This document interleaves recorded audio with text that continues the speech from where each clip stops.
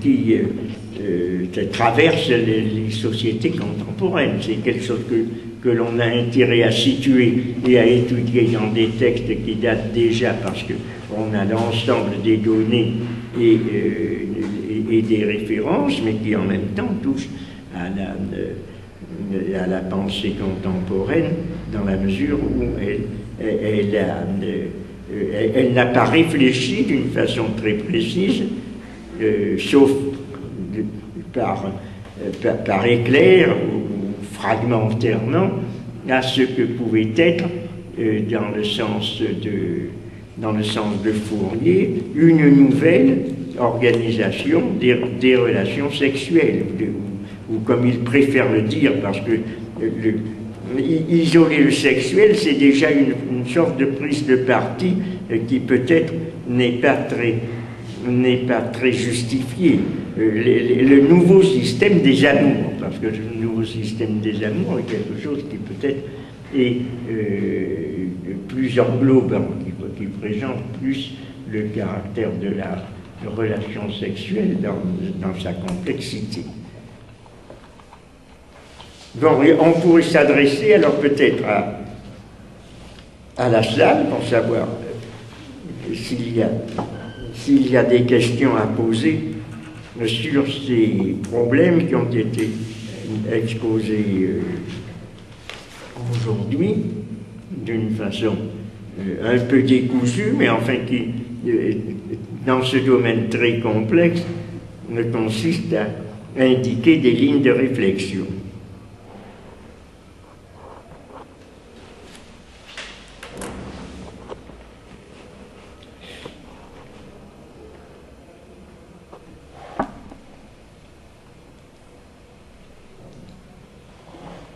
Il n'y a pas de... Albin, toi qui est féconde en intervention. En fait, moi, je n'ai pas trop compris le rapport entre la première citation et ce qui a été développé par la suite. Oui, donc la première remarque porte sur les corps. Et les corps, comme René Scherer a éclairci, entrent d'une manière très spéciale dans le champ des sexualités. C'est-à-dire que pour être plus précis, on peut aborder la sexualité vers un plan historique où l'on trouve avant Kant la sexualité en tant que force. C'est le cas de Montaigne. Là-bas, non, c'est Montaigne, les corps est considéré comme une force et du même ordre du désir quelque part, parce que Montaigne parle du membre viril et le membre viril chez Montaigne est une chose qui ne peut pas être vaincue, est une chose tout puissante. Ah oui, c'est Montaigne, c'est ça. Oui, c'est ça, qui est sur des vers de Virgile. Oui. C'est ça, qui est une contrepéterie, d'ailleurs, oui. Je le signale, sur des vers de Virgile, ce qui fait sur des verges viriles, et qui est dans les essais de Montaigne. Tandis que chez Kant, le corps s'en sert d'une optique juridique. Le corps, qu'est-ce que c'est? C'est une chose. C'est une chose qui vient à s'entretenir avec le désir. Mais voilà, dans ces cadres, il y a un décalage entre le corps, le désir et la loi. Donc le corps chez Kant est une entité juridique, si l'on peut dire. C'est ça. Mais là c'est juste, en effet, ta remarque est très juste, oui. Mais je ne pensais pas, évidemment, à ces essais de Montaigne. Où est-ce que ça se trouve? Tu la référence exacte, elle a des vers de Virgile, tu l'as importé? Non. Mais dans quel chapitre des essais ça se trouve? Tu l'as? Non. C'est dans le chapitre qui s'appelle Sur des vers de Virgile. Peut-être, oui, je l'avais noté à plusieurs reprises, mais je ne me rappelle plus où ça se trouve. Mais en effet, tu as raison, qui est quelque chose s'inspirant, comme tout Montaigne d'ailleurs, de citations qui sont prises dans Virgile, dans les poètes grecs, latins, chez Plutarque énormément, construit une certaine forme, en effet, correspondant à ce que j'appelais un peu la logique du corps, c'est-à-dire c'est la constellation propre du corps. Le corps a ses exigences, ses formes, ses modes d'accès, ses modes d'action, on pourrait presque dire autonome, qui n'est pas sous la domination de la pensée, qui n'est pas dans sa maîtrise exactement, et qui peut agir. D'ailleurs, je citais moi, relativement à cela,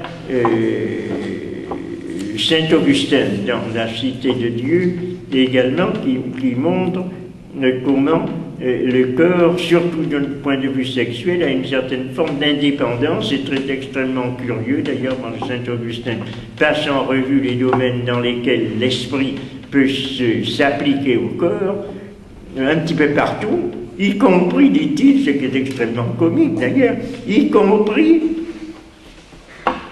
dans le sic venia verbo, dans le maniement du cul. Parce qu'il y a des pétomanes qui peuvent moduler de la musique avec leur P, ce qui prouve que s'il est sous la domination de la volonté.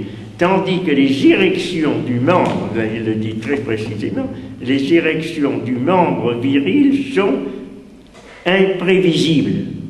Ce qui lui fait attribuer d'ailleurs à des forces sataniques, à des forces indépendantes de la volonté humaine, cette concupiscence, c'est là-dessus où il greffe ses considérations sur la concupiscence de la chair et sur le fait que c'est par son incarnation, par cette concupiscence, que l'homme est essentiellement pécheur, ce qui n'empêche qu'il peut dominer cette concupiscence ou qu'il peut la dériver, mais il y a effectivement quelque chose qui fait qu'il y a dans la sexualité une puissance qui est reconnue comme étant indépendante, tandis que Kant a l'air de faire une sorte de corps abstrait que l'on marchande, de puissance complètement disponible à volonté, dont on peut disposer. Les autres réflexions portent justement sur cette autonomie corporelle, et tu as raison de rappeler, Montaigne en particulier a écrit des choses très intéressantes à ce sujet, sur le corps et sur le membre viril. Mais toujours, on pourrait dire, d'ailleurs, du point de vue masculin, du point de vue du membre, du point de vue, c'est ce qui justifierait peut-être Lacan avec sa théorie de l'unicité et de la centralité du phallus. Les seules personnes qui, au XVIe siècle, par exemple, dans l'Antiquité, Sappho a écrit des textes du point de vue de la femme, qui sont très intéressants et très beaux du point de vue formel, et Louise Labbé au XVIe siècle, qui a écrit également du point de vue du désir corporel féminin, des choses très intéressantes et très indépendantes ce qu'on a appelé le phallocratisme masculin. Mais elles sont relativement rares. Donc, on peut être justifié de dire qu'il y a de ce point de vue aussi quelque chose qui est peut-être exclusivement la manière d'avoir traité du point de vue masculin ces problèmes, sauf Fourier. Sade, c'est à la fois vrai et pas vrai, parce qu'il y a des héros possessifs et dominateurs chez Sade, qui sont, comme Juliette,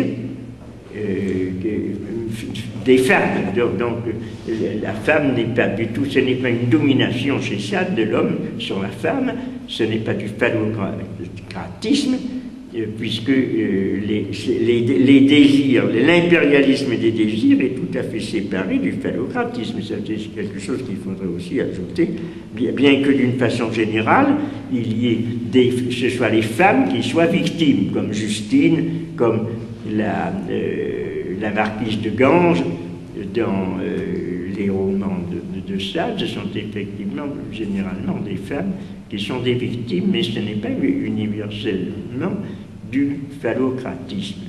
Chez Fourier, au contraire, il y a une puissance accordée, une puissance amoureuse supérieure accordée à la femme. C'est elle, en quelque sorte, qui est, on pourrait dire, la directrice du jeu érotique, comme on voit dans Le Nouveau Monde amoureux, où il met en scène une séance, comme il l'appelle, où c'est une femme qui tient le rôle primordial. Donc le problème de cette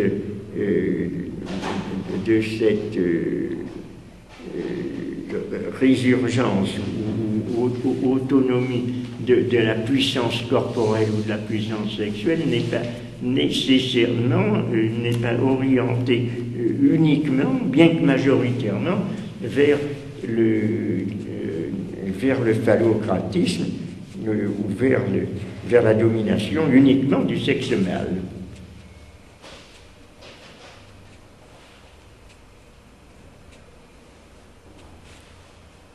Non, tu n'as rien à dire.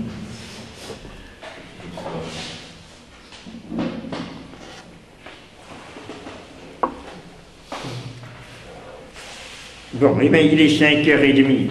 On pourra considérer donc, pour ne pas trop se fatiguer, que cette séance est conclue. Et la prochaine, je le rappelle, dites-le, mais à envoyer des mails pour annoncer qu'il y a la semaine prochaine, une séance. C'est ça, pourquoi tu me présentes un crâne? Ah ben, le 16 juin. Oui, c'est ça, tu me présentais un crâne, je ne sais pas pourquoi tu me présentais ces crânes. Bon, merci pour Hérodotus, tu t'en es très bien tiré, je te félicite et je t'applaudis.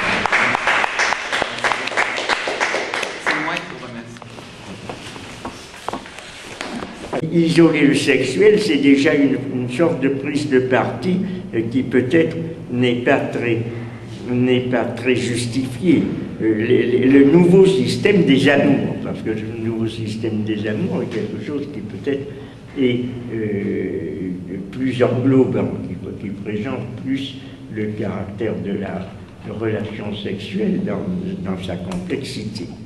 Elle n'a pas réfléchi d'une façon très précise, sauf par éclair ou fragmentairement, à ce que pouvait être, dans le sens de Fourier, une nouvelle organisation des relations sexuelles, ou comme il préfère le dire, parce que le domaine très complexe consiste à indiquer des lignes de réflexion.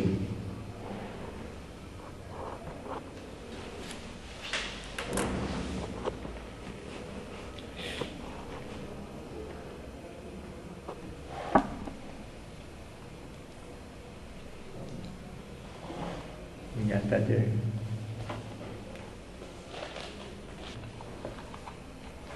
Bon, on pourrait s'adresser alors peut-être à la salle pour savoir s'il y a des questions à poser sur ces problèmes qui ont été exposés aujourd'hui d'une façon un peu décousue, mais enfin qui, dans ce domaine,